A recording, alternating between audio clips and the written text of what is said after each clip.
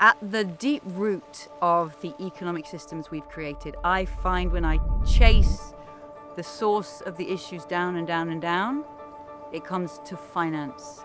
It's easier to cross-pollinate ideas across fields like biology, law, journalism, storytelling, the arts.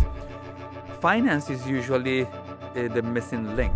Finance is one of the key determinators of how our future is going to look, how tomorrow is going to look. When I look at finance, I think it's like the most powerful coordination mechanism that humanity has ever invented. And it, guides our behaviors across the world on a global basis every day. This invisible hand of the market forces. And right now, unfortunately, that system is heading us towards systemic collapse in multiple lenses. Since we invented the UNFCCC, the United Nations Climate Change Organ, carbon emissions have gone steadily upwards over 30 years. We need to tackle quite a fundamental question about how the financial system can be repurposed to support the living world rather than destroy the living world. But that required some deep dive thinking.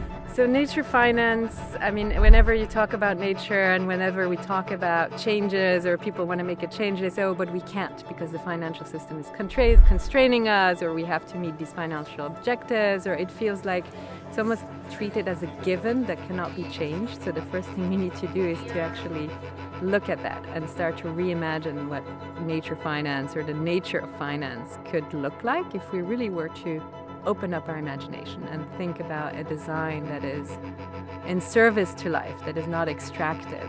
And it's important that we get a lot of voices and different perspectives, because the current model of a purely market-based approach to solving some of our sustainability crises is out of date and not working. So we need fresh ideas, fresh perspectives. Some of the perspectives are based on trying to maintain economic stability. Some of them are prioritizing the rights of nature. And all these perspectives are extremely valid. And we need to look at solutions that are relevant and come with scientific rigor. And those solutions are just not available. They're not on the table today. And so we need to co-create them. So it's wonderful just having this fantastic group of brilliant thinkers with all these different angles on the topic, and to try to really push ourselves out of our comfort zone to think, what can the future of the world look like, the economy, and what role is nature finance playing in building that? In this world of changing the system from whichever lever we have access to, we can be very isolated in our own echo chambers. We can be obsessed with our own certainties, and we need the diversity of thought to just be pushed around a bit, feel the discomfort, just to ensure that we're really ploughing forward with something that's brave and creative. It's really important that the industry, those of us working in the impact economy and those of us specifically working on looking at nature finance, are given the spaces and the places where we can come together in solidarity and in sanctuary to stress test new ideas, new thinking, but also release the tension.